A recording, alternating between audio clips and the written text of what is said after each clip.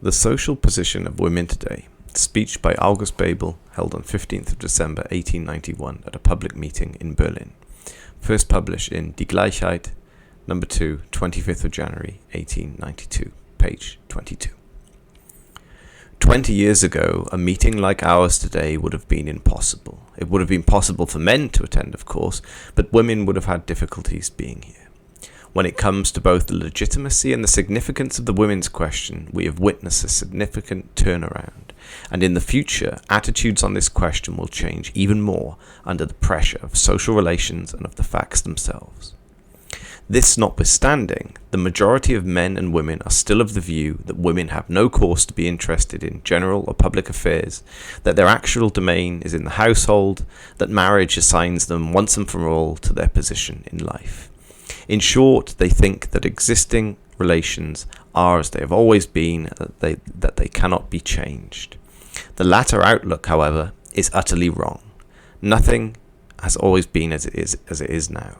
This is also true of relations between men and women, which have been subject to constant change.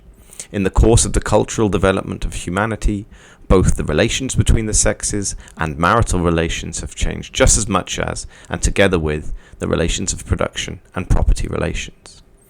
Nonetheless, the advocates of today's state and social order have every reason to present things in such a way as if the property relations, relations of production, as well as marriage and family relations have always been as they are today. For if they concede that in the course of the cultural development of humanity, all this from its very foundations and changing forms have taken a quite different shape, then they must also admit that further developments are also possible in the future, leaving them without a leg to stand on. When reading the Bible, especially the books of the Old Testament, we learn, for instance, that among the Israelites, views prevailed on sexual intercourse that differ most considerably from what in our age is viewed as moral. If, according to the Old Testament, for instance, two such godly men as King David and Solomon could have hundreds of women without shocking God, then this single fact shows how the completely different character of the age was when it comes to what we consider to be moral. At a given period of time, what is moral is what the people of that time acknowledge it to be. But in turn, morality itself is rooted in the social needs of a particular epoch and among a particular people. And social needs can, in turn, only be fulfilled by the existing mode of production and the existing property forms. So it is that the mode of production is the actual basis for the intellectual, social, and political standards or requirements of a given society. With the development of the relations of production and property relations, the relations between men and women have changed. The position of women in today's society has become completely different, and her relations have crystallized, which eventually have given rise, in women's circles too, to the need for an improvement in their position as sexual beings and as members of state and society. Relations are working with ever greater intensity towards making it possible for women to carry out their so-called natural role of being a housewife, spouse and mother, and instead are forcing them into occupations in craft, trade and industry. Pointing out to women that their natural calling is to be a housewife and mother is more tasteless in this period than in any other, as is shown on the one hand by the constantly growing number of women vis-a-vis men, and on the other hand by the relative decline in the number of marriages. In all modern cultural states, the number of marriages is in constant relative decline. This is best exemplified by France, but also by Germany. Although since 1872 Germany's population has increased by more than 9 million, the number of marriages even today is considerably less than those in 1872 and 1873. Between 1830 and 1835 in Prussia, there were 1,849 marriages per year for every 100,000 people. But between 1881 and 1885, this figure was merely 1,592 and is constantly falling. Numerous socio-economic causes have brought about this decline. It is illusory to assume that such a supposedly purely personal affair like marriage is independent of general social conditions. It is the latter that are alone decisive, and their effect is clearly expressed in the figures cited above. Each year that brings unusual levels of inflation most significantly reduces the number of marriages and births, and so it is that unfavourable social causes must always have the same effects. increasingly unfavourable social relations and the growth in the demands of daily life are closely connected with marriages for money and professional marriages, which are increasingly being recorded and which show once again how purely economic causes underlie marriage.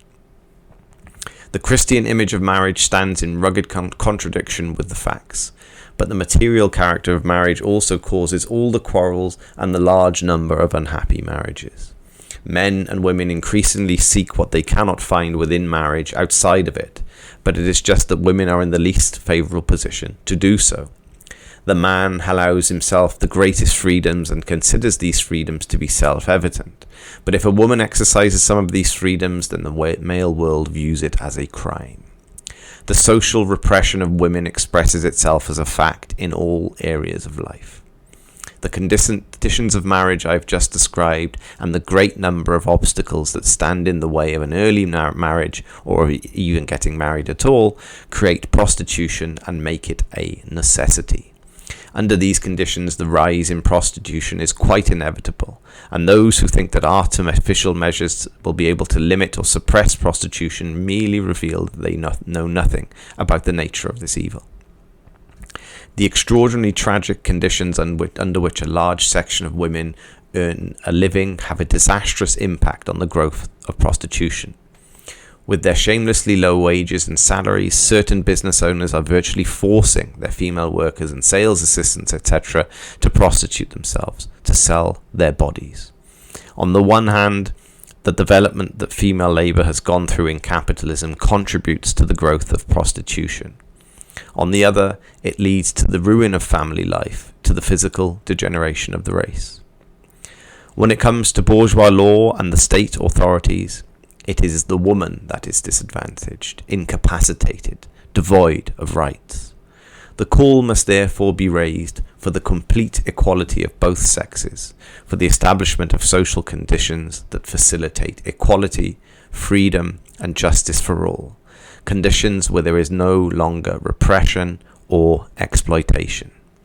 Women must organise themselves just as well as the men do, whether in trade unions in association with men or within women's unions. They must support their press and related literature that fights for their emancipation.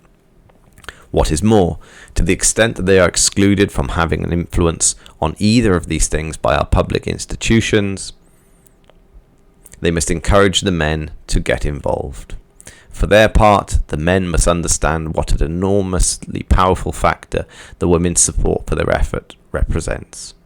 The Catholic Church understood this better than anyone else. It always sought to achieve its main influence through women. In future, the movement behind which the women stand will be the victorious one.